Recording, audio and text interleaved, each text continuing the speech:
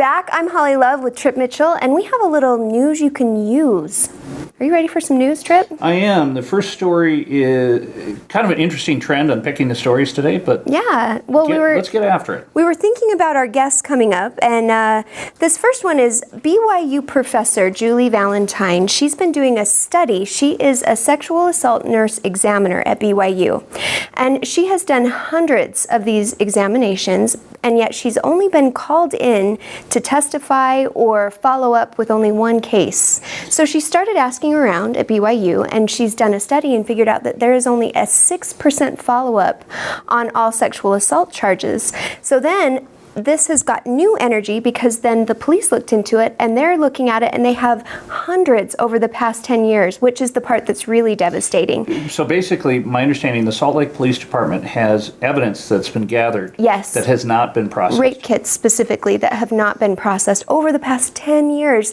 And they're promising, yes, we'll get it, do it better, but I think there needs to be a lot more heat on them for allowing this to happen. Like, how's that happen? I don't know. It seems to me that, from personal experience with dating a female police officer, that there are probably not enough women in that unit, and that it's a type of situation where we could benefit from more female cops. And maybe there needs to be a department within the Department of Justice on the federal level, and then certainly District Attorney's Office on the local level that needs to work on that. And you having lived in Utah during the 80s, and Utah is an evolving place, and one would think at BYU that wouldn't be a problem, but I guess I'm totally naive to that. Honestly, I think, I don't have the statistic pulled up, but I think it's one of the highest places in Utah, if not maybe the nation, for sexual assault.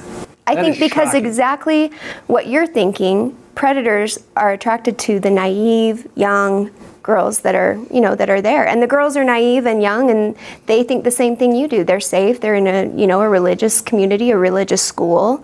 They'll be fine. And that's just not the case. I mean, we have the gun show coming up, and I mentioned earlier, I do have my concealed carry. I don't actually do it yet. But situations like this, and, like, of course, the New Orleans situation, makes me think there's good to having those if you actually know how to defend yourself and do it right. And I would think that as not a father, I've never had kids, but if I had daughters, I would certainly enroll them in self-defense classes and give them the tools to protect themselves. And as a guy, you don't, and I'm kind of a big guy. A little bit. but there's situations where I'm uncomfortable. And in Salt Lake, by and large, it's such a relatively safe city. My radar doesn't go on that often. But even as a guy, there's sometimes I'm scared.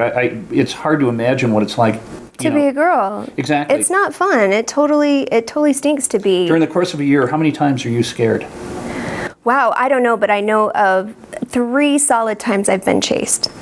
Been chased? Oh, yeah. What happened? One time was just in Manti. I was jogging, and I noticed a guy who was watching me, and I started to run, and it's a pretty crazy story, actually, and I ended up finding some security, and it turned out everything was okay. In Manti, actually at the temple in Manti, again, a religious place. They must frequent those places here. My gosh, and what were the other 2 examples? I was in LA, and I was actually at Runyon both times, and there was just somebody following me, and there's a lot of people around, so I ended up being okay. But you tune in, like you said, you get scared, and I think that's the biggest thing for women is to listen to your gut. If you get that gut feeling of ooh, you better pay attention. I had a girlfriend in college who was not the brightest light in the universe. Oh no. Let us say Boston University was not proud. Oh no. She was on we don't have subways per se, they call them trolleys. And a guy was giving her garbage, and she pulled her mace out and maced herself. Oh no. Yeah, no. That was a case of... that's for the next segment where we need to work on your dating.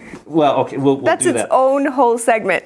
Now, the next story we got to talk about, this guy is a complete idiot, and I'm going to get off it.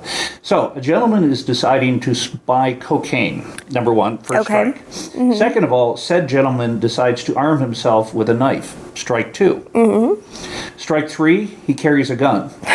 strike 4, and he's a multiple strike offender here. He tells the drug dealers about the weapons. Strike 5, and it's tough to get to strike 5. The drug dealers take the weapons from him, and strike 6, they beat him up. Of course. I mean, all of these things, it's silly. Well, and I relate to this. A number of years ago in Las Vegas, my friends and I would do house flipping. And Okay. we were in a horrible neighborhood in Las Vegas on a Sunday. And it was a rough, horrible neighborhood. Okay. Cut to Sunday, about 1 in the afternoon, I see a white BMW convertible with Utah plates. Really? And a couple who couldn't have been over 18, blonde, beautiful couple, boy and girl, Oh, no. down there to buy drugs.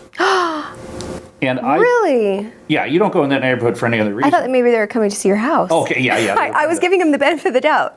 So I had a discussion with them and said that not only are you going to get ripped off, you could get abducted, a lot of horrible things could happen. So the moral of the story, don't do drugs if for any other reason than the purchase of drugs, you have to buy them from bad people. Yeah. And bad people sometimes do Really bad things. Not Exactly. sometimes, always. always do bad Always do bad things. So the moral of the story is stay away from that stuff. Just because what people don't focus on is just the whole acquisition of illegal drugs. You can many bad things. It's a crazy can happen. process. Yeah, it really is. And then don't even get me started on actually trusting a drug dealer to give you something that's not going to make your brain explode. That's always like, the Food and Drug Administration doesn't they don't deal- regulate those things. And another piece of business advice, if you're going to do business with someone and their favorite movie is Scarface, you might want to reconsider doing business with that individual. I actually love Al Pacino, but that's okay. So That's another story. that's your news you can use today. Do not do drugs. Do not purchase them illegally. Not consume them. And I guess that pretty much sums Wraps it up. it up. What do we have coming up next? We have, speaking of, we've got a pretty cool guy. We've got do. Mitch McKinley coming in from the Rocky Mountain Gun Shows, and he's got an event coming up this weekend in Farmington, and we are so excited. We're going to be out there filming this weekend. We're going to have some guns right here We're coming going to up. have a 50 caliber, we're going to have an AR-15, we're going to have a 45, and a brand new sniper gun, and These are some big guns. all made in the state of Utah. You haven't even made a joke about your big guns yet. I've been waiting. I didn't go to the gym last night. Tickets so, to the gun show trip? No, You want some to mine? Oh, God. We'll be back after the short break. You're watching Talk Utah right here.